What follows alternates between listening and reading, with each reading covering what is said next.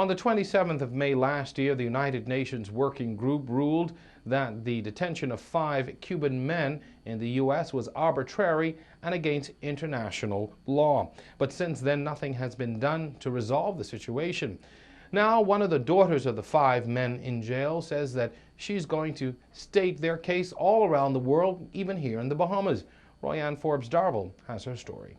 It's a story that's gaining momentum internationally, and the daughter of one of 5 men sentenced to life in a U.S. prison is speaking out against what she deems is the wrongful imprisonment of her father and 4 other Cuban men. On Tuesday, Irma González, daughter of Rene Gonzalez, visited our studios to tell her story. They deserved a normal trial. They deserve justice, and I want people around the world to know. And many people are joining our cause, are screaming for their freedom.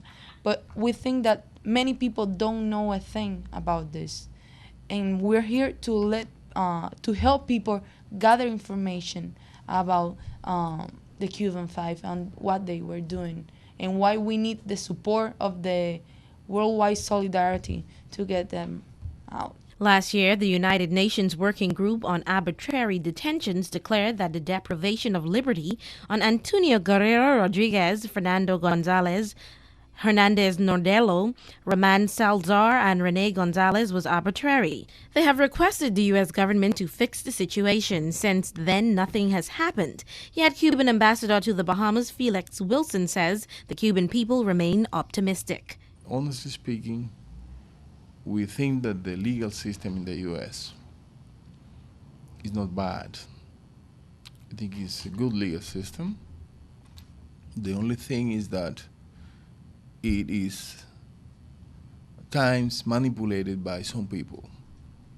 So we don't blame the system as such, because it is the system that definitely is going to take care of the Cuban 5.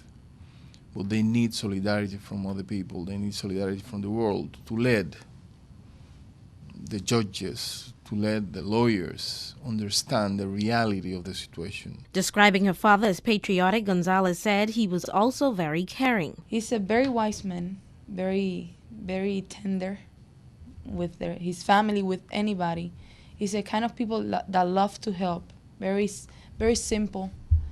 But he has a lot of love in his heart, as he has his 4 friends, to go away from the country where he was raised in, to go to a country and to meet and get together with people that are killers, just to save another person, just to save, just for the love of his country, of his people. When asked, she made it extremely clear that she had no hidden agenda, nor was she being coaxed. If he wasn't my dad, there's no need for anybody to set me up. Just because I think and I'm side by side with justice and with peacefulness, I will speak up and scream for the freedom.